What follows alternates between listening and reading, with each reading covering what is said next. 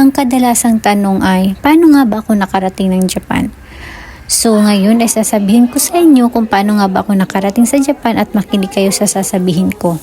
So noong 2019 ay nag-apply kami ng kapatid ko papuntang Taiwan para magtrabaho bilang factory worker.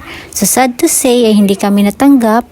At ngayon ko napagtanto na lahat pala ng pinaplano natin sa buhay, pag hindi natutupad, ay ibig sabihin may magandang plano pala ang Diyos sa atin. So ayun nga, balik nga tayo sa kwento ko.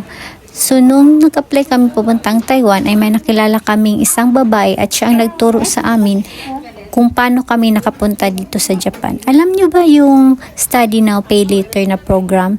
So doon kami nakapasok at yun ang naging tulay namin kung paano kami nakapunta dito sa Japan.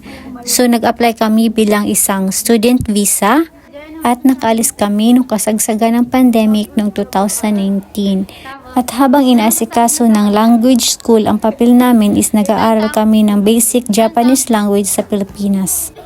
At dahil mahigpit ang Japan, paulit-ulit kaming nagpasa ng aming papel sa embassy ng Pilipinas. At ayun nga at sinuwerte at nakapunta na dito sa Japan.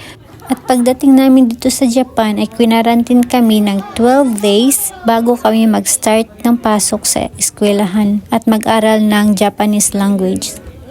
At kung may gusto kayong itanong sa akin, mag-comment lang kayo sa comment section at sasagutin natin yan. Thank you for watching. See you in my next video. See you Nara. Bye-bye.